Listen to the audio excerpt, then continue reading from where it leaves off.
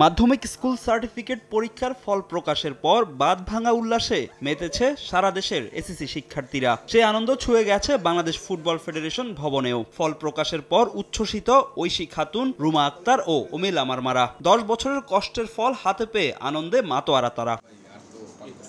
চলতি বছর এসএসসি পরীক্ষায় অংশ নিয়েছেন বাফুফের ক্যাম্পে থাকা 6 নারী ফুটবলার। প্রত্যেকেই পেয়েছেন সাফল্যের দেখা। মাঠের খেলার মতোই পড়ালেখায় তুখোর এই নারীরা। ঐশী ও ওমেলা পেয়েছেন এ, বাকিদের ফলাফল জিপিএ 4-এর নিচে। রাত জেগে পড়া সার্থক হয়েছে বলে জানান তারা। ক্যাম্পে থাকা বাকি ফুটবলাররা জানিয়েছেন অভিনন্দন। এখানে সবাইকে জানাইছি যে আমার রুমের সিনিয়র আছে, মানে আমরা সবার রেজাল্ট কে কত পাইছে এগুলো বলে এনজয় করতেছিলাম। বাপ মার সাথে কথা বলছি, ওনারা খুব খুশি। রাত জায়গায় পড়ছি তো আমাদের কষ্টটা একটু সাকসেস হয়েছে।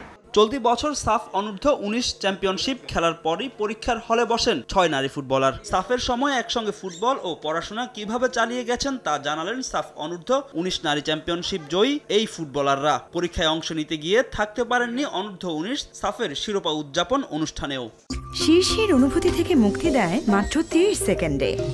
Pepsodent sensitive expert. 19 খেলার ভিতরেও আমরা রাত জেগে অনেকেই ডাইনিংয়ে বসে রুমে তো পড়া সম্ভব না, কারণ রুমে তো সবাই আমরা মিলেমিশে থাকি তো একজনের প্র্যাকটিস থাকে একজনের থাকে না, তো আমরা ডাইনিংয়ে অনেক রাত ধরেই পড়তাম সবাই।